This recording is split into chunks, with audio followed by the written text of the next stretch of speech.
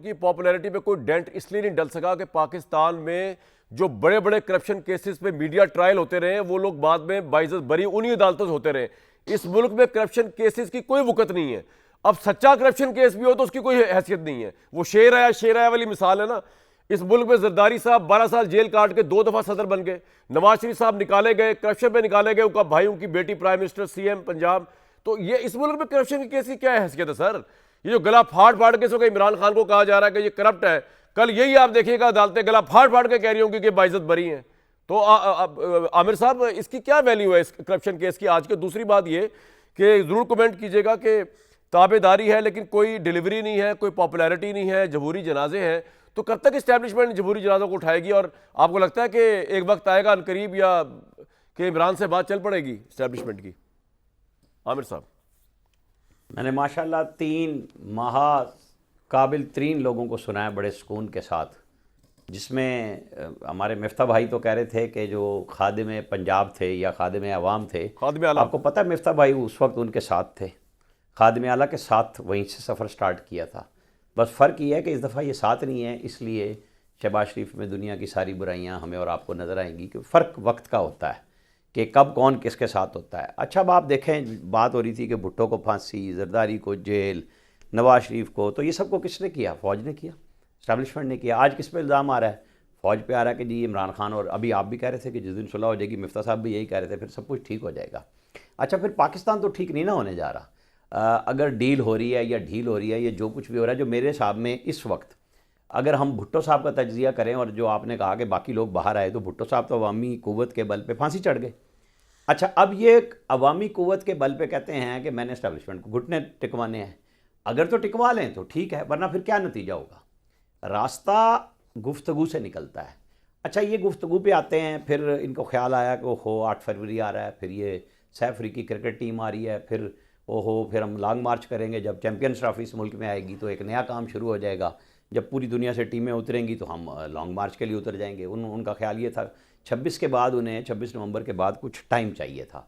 वो थोड़ा सा उन्होंने गेन किया, मुज़ाकरात, गुफ्तगू के भाई चलो मैं अपनी खिलाड़ी बदलूँ, जुनैद अकबर को ले आए। हालांकि जुनैद अकबर साहब अभी तक उस गंडासा पॉलिसी तक के नज़दीक भी नहीं पहुँचे जो अली अमीन गंडापुर ने गंडासे की सूरत में चलाई थी पूरी मार्केट के अंदर। अभी वो सिर्फ धमकियां लगा रहे हैं लॉन्ग मार्च की, और मैं रास्ते बंद कर दूंगा, फलां कर दूंगा। कैसे कर देंगे, क्या करेंगे? ये स्टेट क्या सो गई है या ये छोड़ के भाग गए हैं? इन्हें कहीं बॉर्डर पार करा दिया आपने कि जनाब आप सूबाई सदर बनेंगे और आप स्टेट को धमकी लगाएंगे? ऐसे नहीं होता।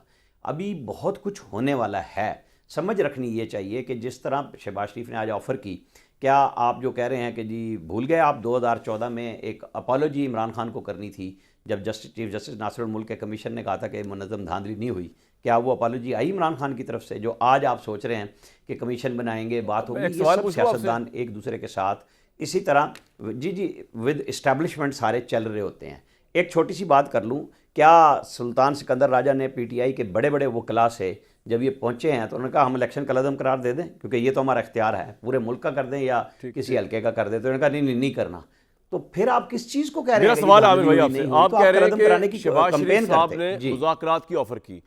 शहबाज शरीफ साहब को ऐसे मुज़ाकरात की ऑफर करके अपने पाँव पे कुल्हाड़ी के बजाय कुल्हाड़ा मार सकते हैं जिसके अंदर उनकी लेजिटिमेसी चैलेंज हो जाए, मसलन 2024 का इलेक्शन। तो इस ऑफर को इतना सीरियस क्यों ले रहे हैं आप?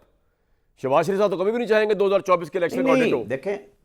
देखें उन्होंने जो इफ एंड बट साथ लगाए हैं वो आपने सुन ली है ना।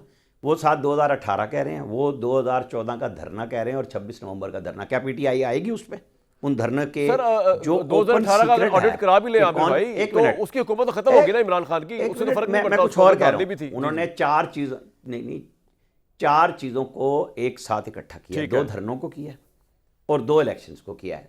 सबको पता है कि इनमें से कुछ भी नहीं होना।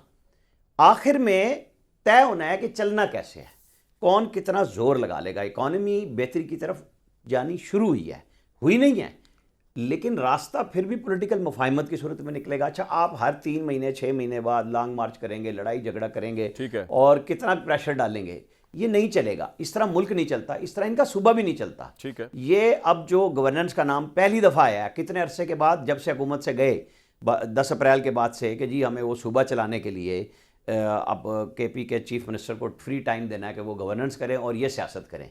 ये पहली दफ़ा पीटीआई आई है गवर्नेंस की तरफ।